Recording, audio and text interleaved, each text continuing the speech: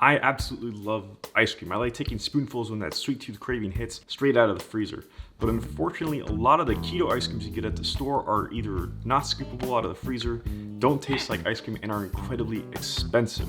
So let's make an ice cream that's scoopable, tastes like ice cream, feels like ice cream, and is actually a lot cheaper with ingredients you most likely already have in your kitchen. This is Dennis, the man waging war on diabetes through delicious food, and this is Keto Low Carb Vanilla Ice Cream. And so we begin with a large enough vessel along with his trusty scale. Then he adds 100 grams of allulose, some unflavored protein isolate, the gum of guar, some locust bean gum, xanthan gum, and of course a pinch of salt. Then, using the whippinator, he thoroughly mixes the dry ingredients. Do not skip the step, as it is critical. He then sets his white powder aside and brings in 2 vessels. These will be used to separate his egg yolks. The simplest method is to simply crack the unborn chickens into your hand and sift the slimy whites through your fingers. If you crack a yolk, you fail. Now, there is a salmonella risk with using raw egg yolks. You could use pasteurized eggs, but I'm willing to take that risk, especially since I'm going for time.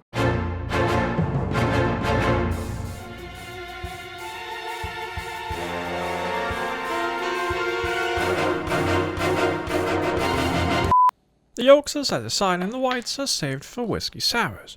Afterwards he prepares his whisk because once he adds the water, he must work quickly to prevent clumping by the gums. A friendly reminder to start on low so as not to turn your kitchen into a splash zone.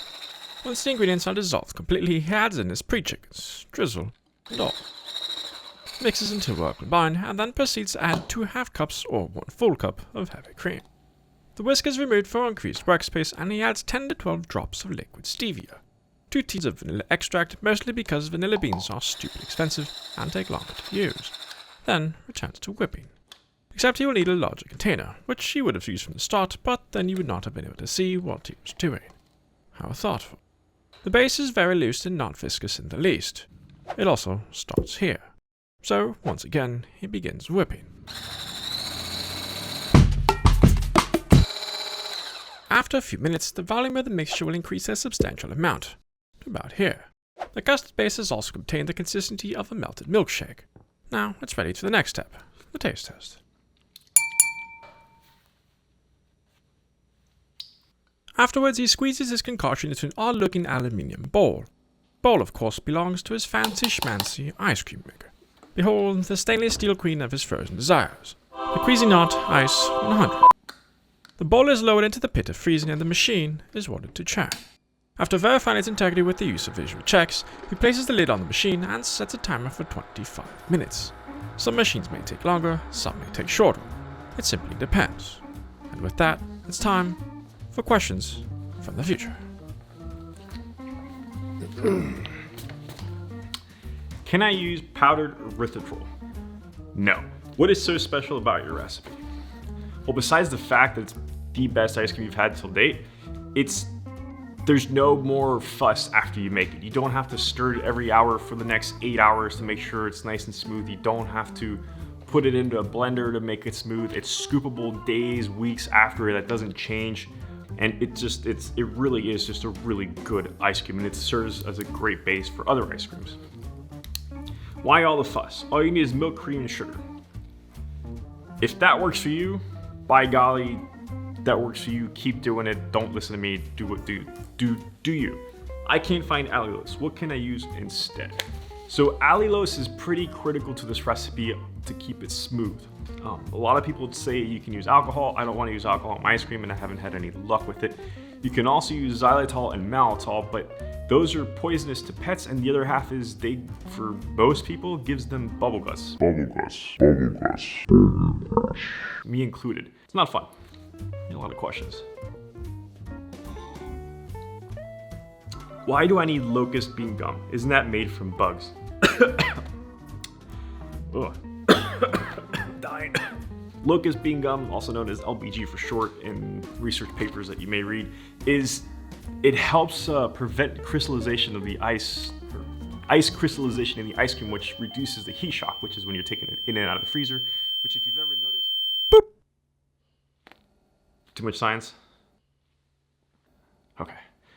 Well, just real quick, it's about 35% utilization at steam. Why don't you use the egg whites? The egg whites just add too much egginess. Do I need an ice cream maker?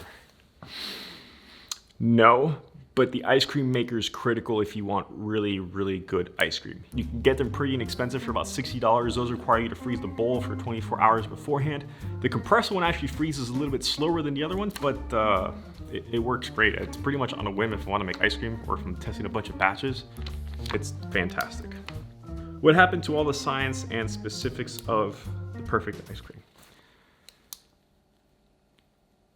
Keto ice cream is basically rocket science almost. It's crazy. The amount of science and information that goes into making really good ice cream is it's bananas. And that's one of the reasons I'll be offering sort of a masterclass, and I'll leave information for that below. Time to check. And with that timer, this concludes this episode's questions from the future. Upon returning to his ice cream, he inspects it for the consistency of a thick milkshake. If it's not as frozen, simply continue to churn and check in at 5-minute intervals. However, this one is primed and ready. Now there's two types of containers you can use. You can use something like a quart container or something flat. We want it to freeze as quickly as possible, so I'm gonna go with something as flat as possible, something like this little meal prep bowl. With a larger surface area, the heat transfer works faster, thus reducing the ability for ice crystals to form and create a grainy consistency. Dennis works quickly with a silicone spatula to pour the base into the container, then shakes it around to even it out. He could leave it uncovered, but opts to cover it before placing it into the icebox. Fortunately, to the cook go the spoils. Then he cleans, because ants.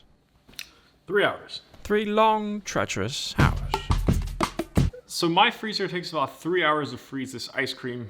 It's apparently -8 degrees Fahrenheit. Yours might be colder or warmer, so it depends on that. But mine is 3 hours.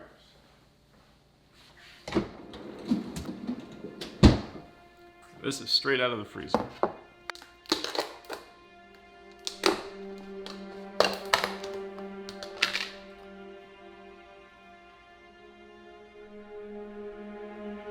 His golden tasting spoon glides to the frozen treat, leaving trails of happiness in its wake. Scoopable. It even has those little sand dune looking things as you scrape the spoon across. Tastes like ice cream. Has the texture of ice cream. Has the bite and chew of ice cream. I guarantee this is the best keto ice cream you've ever had.